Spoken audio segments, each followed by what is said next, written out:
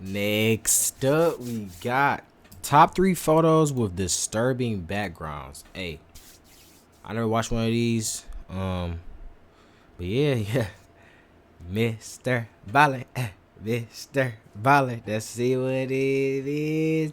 Time. I'm going to share 3 progressively more disturbing stories, and at the end of each of them, I'm going to share the photo that is famously associated with them. But before we get All right, here we go.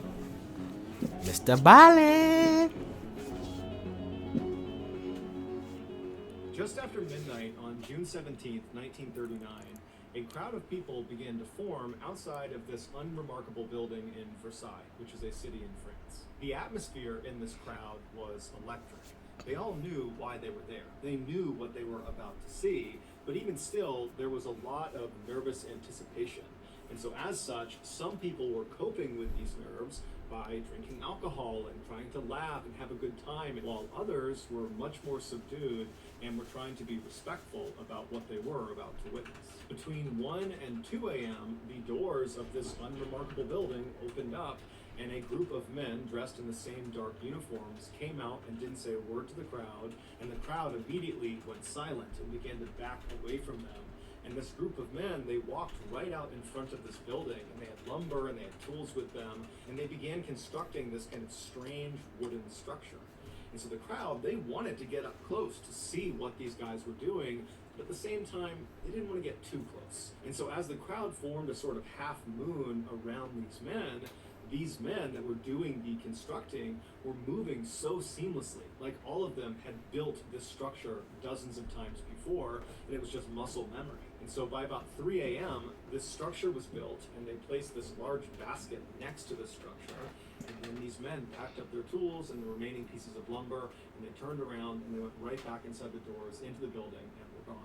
At this point, the crowd had become quite sizable outside of this building, and they were growing kind of restless because they knew now that this structure was built that the next time those doors open, the show is really going to start. This spectacle they are all there for, it's about to happen. And the crowd all knew that this event couldn't happen if the sun was up. Because if the sun was up and the area was well lit, the press would be able to take pictures and film it. And that's not what officials wanted. They wanted this to happen in the darkness.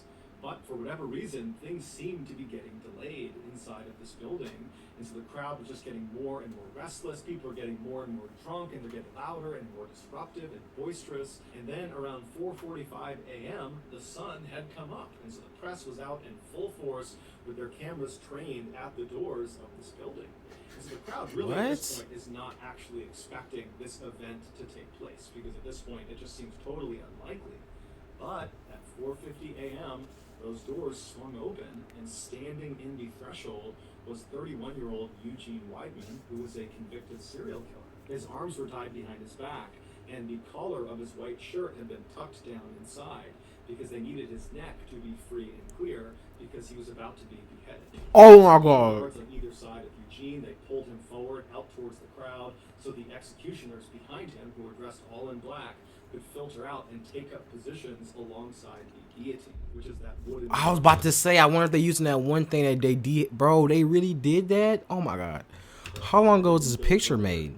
And so as Eugene is being brought out towards the crowd and everything is getting set up for his execution, the crowd went wild, shrieking and howling and laughing and pointing and booing and just generally being completely rambunctious and totally bloodthirsty. Eugene kept his head down. He did not want to look at the crowd.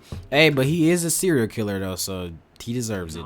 Fucking Miss Society, bro. Turned him and walked him directly towards the base of the guillotine, at which point the executioners that had taken up their positions around this device, they grabbed him and slid him forward so he was on his stomach. Bro, whenever he do them little hand motions, he be so strong with it, bro. Like, have you ever noticed that? Like, look how he be doing it, bro. Like, it just be so strong.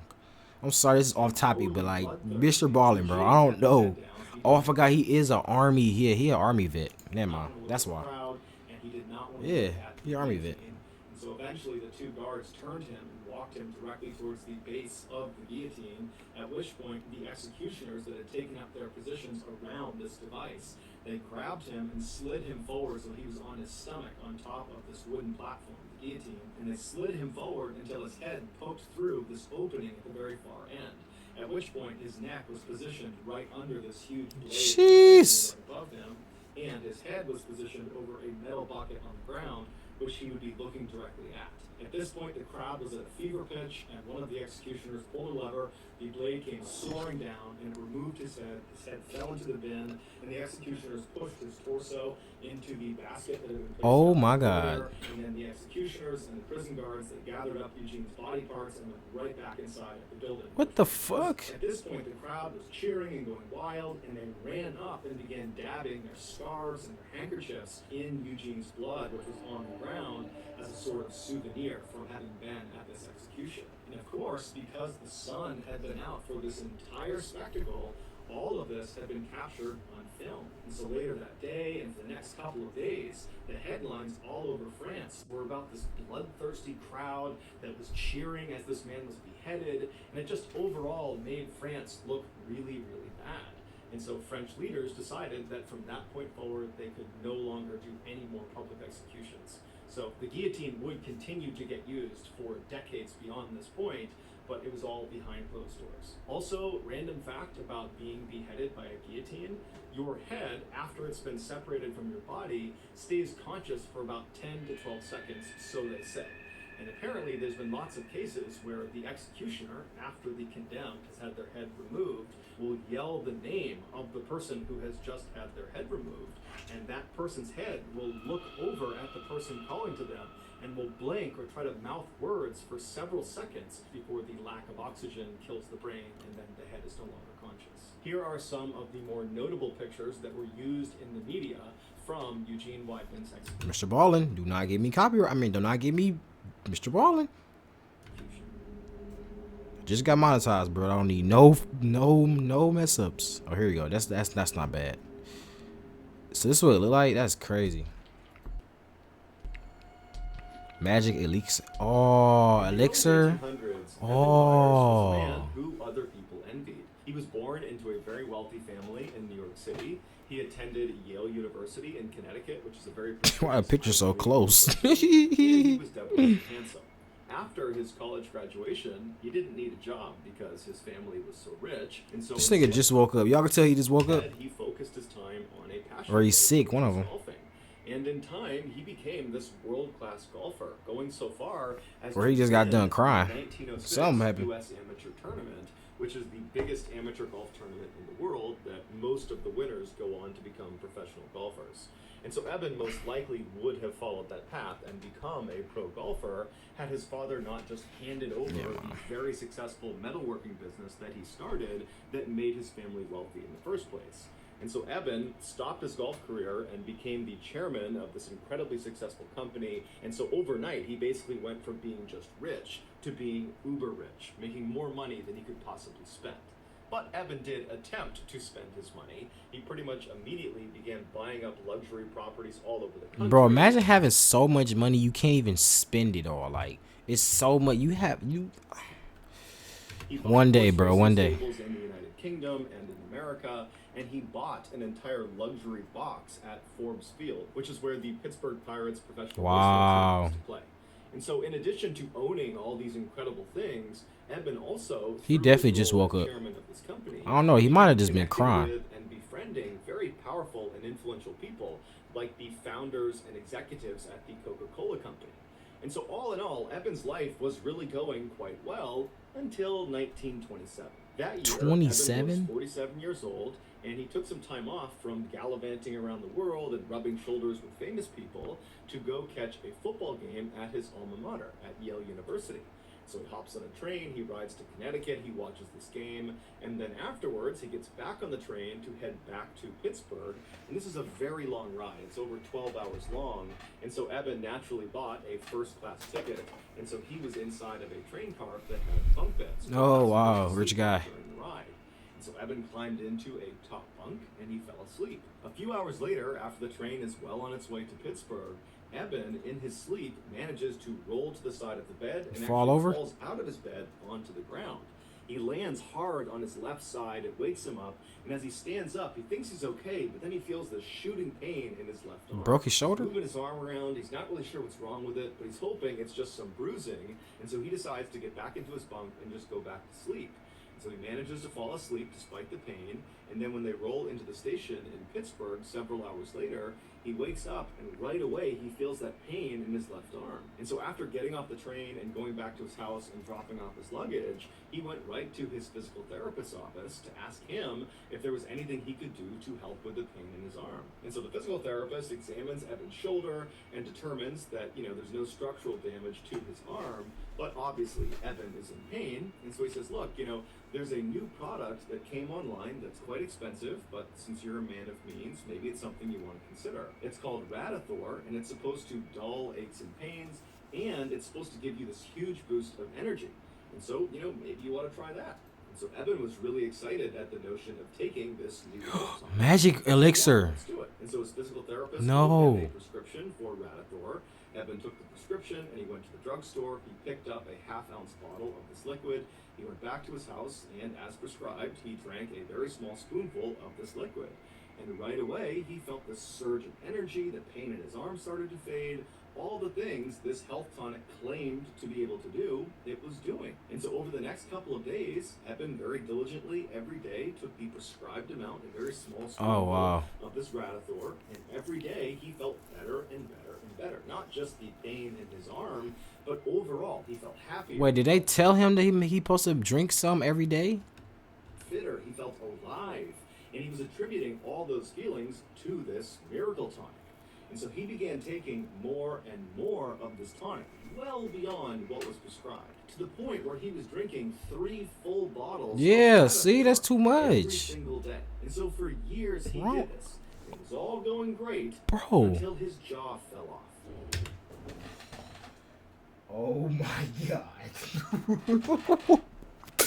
Bro, what you just say, bro? 3 full What did you bottles say, of bro? Radithor every single day. So for years he did this. It was all going great until his jaw fell off. Literally, in 1931, one day, his lower jaw just separated from his skull and went slack. And so the reason this happened was because Radithor was actually just radioactive water. In the early 1900s, the radioactive element, radium, was believed to have highly curative properties with no side effects. And so naturally, at the time, dozens of health products were created with radium being their main ingredient. And Radithor was one of those products. It was literally just water and radium. And so after consuming What is radium? 1,400 bottles of Radithor This over a nigga, 3-year dog. period, Evan's body was finally just starting to disintegrate from the inside out. Oh. After he had his jaw It's surgically kind of like drinking. removed, It's kind of like drinking liquid heroin. Heroin? What the?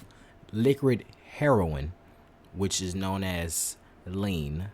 You probably heard lean, because you drink all that shit and it's heroin, bro. Heroin not good for your body, and it's literally you get fatter and it's addicting because it's like a real. Everybody that says addicted to it is like a real drug. That's everybody that said it. It's a real drug. Like that, you will be addicted and you will have withdrawals if you don't have it. You know what I'm saying? So don't do drugs, kids. along with large portions of his upper jaw, the rest of his body also just began to crumble. Dang. So by the end of 1931, when his story was making headlines all around the world about the dangers of Radithor and really more specifically the dangers of radium, Evan had become completely bedridden and his skull was now beginning to disintegrate. Holes forming all over his skull, exposing portions of his brain. So by 1932, Evan was dead. Evan was buried in Pittsburgh, and he was buried inside of a lead-lined coffin. Bro, designed no to way. absorb any of the radiation emitting from his bones. And then 30 years after he was buried, so in 1965, scientists actually exhumed his skeleton to see if it was still emitting radiation. And they determined it was still emitting the same levels of radiation Dang. as when he died. And they actually would ultimately figure out that radium, this radioactive element, has a half-life of 1,600 years. So what that means is Evan's body will remain highly radioactive for centuries. Here is a picture of Evan with his jaw surgically removed. It was taken shortly before he passed away.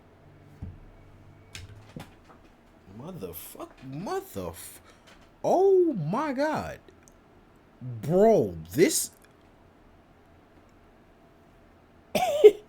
Oh my god, bro. What is that? Oh, that is so bold. Oh my god. I'm so sorry. I'm so sorry, bro. I'm so sorry. There is still some debate about what exactly happened in this story that I'm about to share with you. And so, for transparency, in this video, I am going to rely on the narrative that was presented in court by the defendant. So, with that in mind, here we go. On the afternoon of December 3rd, 2012, a freelance photographer working for the New York Post newspaper named Umar Abbasi was walking down the stairs of the 49th Street subway station in New York City. This very busy station is located only a few blocks away from the very famous Times Square. And so after Umar made his way down to this underground subway station, he walked over to one of the big automated kiosks that looks like an ATM, and he purchased a subway ticket. And then with his ticket, he walked over to the turnstiles, he slid his ticket through the slot, pushed past the turnstiles, and was now standing out on the actual train platform. And from where Umar was standing, this platform basically was like a huge sidewalk that stretched all the way to his right a couple hundred feet and all the way to his left a couple hundred feet.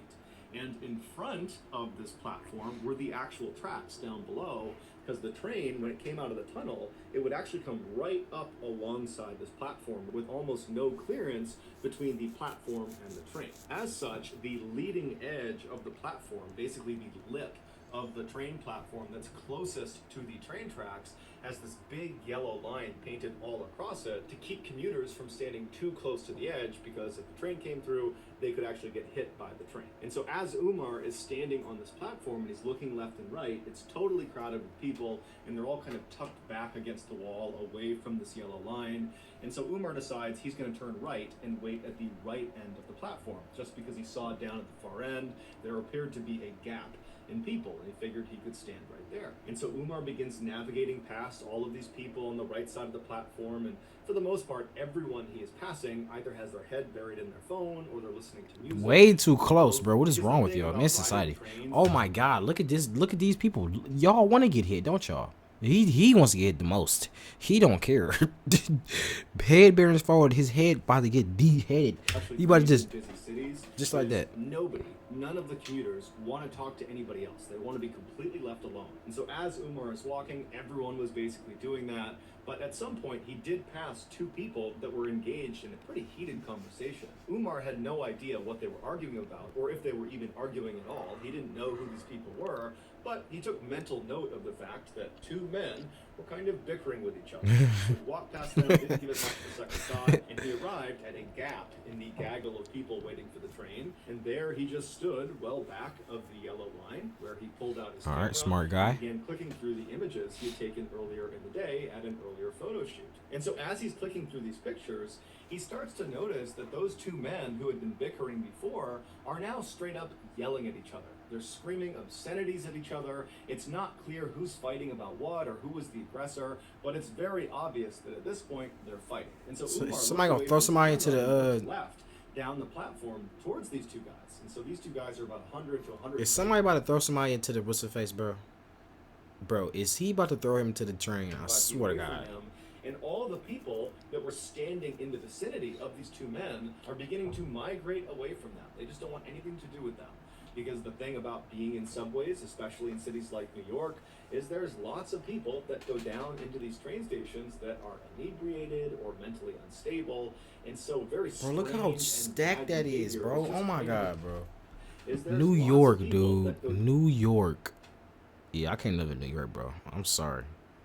There's way too many people, bro. And it's like it's kind of like, it's almost like LA. Like, I hear about LA, like, it's a lot of traffic and shit like that. Just like Atlanta. So, all these, like, very popular places is a lot of people there. So, it's like, yeah, bro. It's down bad. New York, though.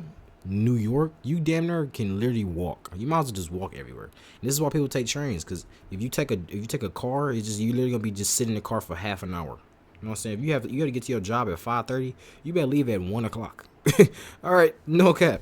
down into these train stations that are inebriated or mentally unstable. And so very strange and bad behavior is just kind of a normal thing, and people tend to just kind of ignore it.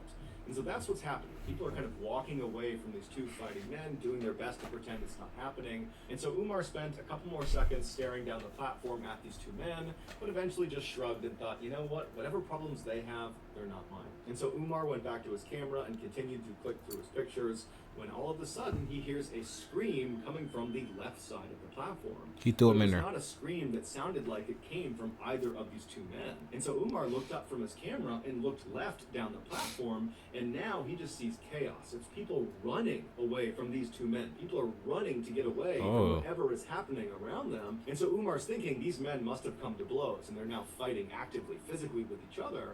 But when finally the crowd kind of cleared for a second, he saw a woman pointing down at the train tracks. He threw him in there. Or maybe they both went in there.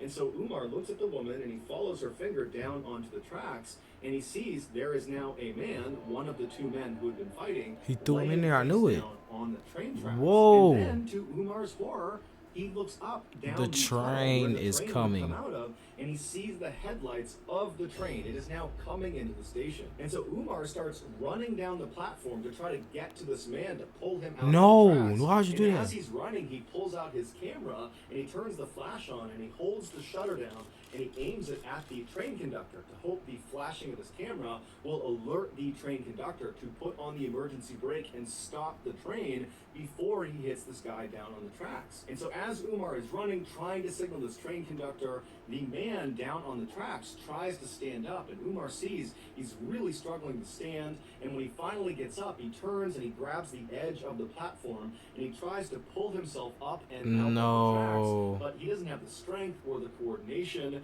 and as Umar is getting closer and closer, but he's still too far away to help, he sees that this guy down on the tracks is not going to be able to get out of there before the train hits him. Oh my And so God. Umar finally comes to a stop, and he watches as this man down on the tracks lets go of the lip of this platform and just turns and faces the train. And he knows what's about to happen. And then seconds later, the train, although it did try to stop, impacted this man and killed him instantly.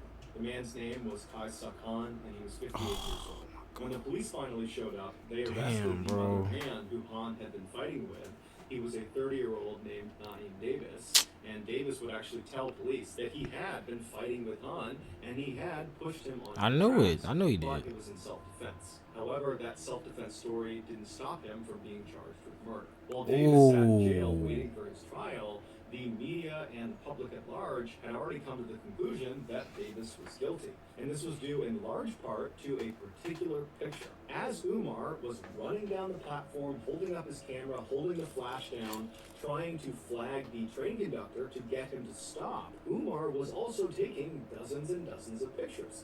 And those pictures were of Han right before he was struck by the train. And so after Umar ultimately discovered he had taken these pictures, he gave them to his employer, the New York Post newspaper, and the day after the incident, they ran on the front page a picture of Han right before he's about to be killed with the headline, "Doomed."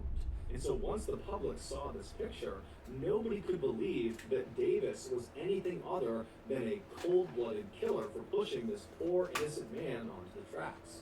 But as it would turn out, nearly 5 years later, when Davis did finally get his trial, he was acquitted of all charges because it turned out Han was very drunk and had picked a fight with Davis, and Davis was filmed on more than one occasion on the platform trying to get Han to leave him alone. And so finally, after Han began making death threats and then grabbed Davis's shoulder, Davis turned around and pushed him, and Han, being drunk, stumbled and fell That's backwards why. on the tracks and then was ultimately killed. Here is the infamous photo of Han on the cover of the New York Post newspaper. Oh, that's tough.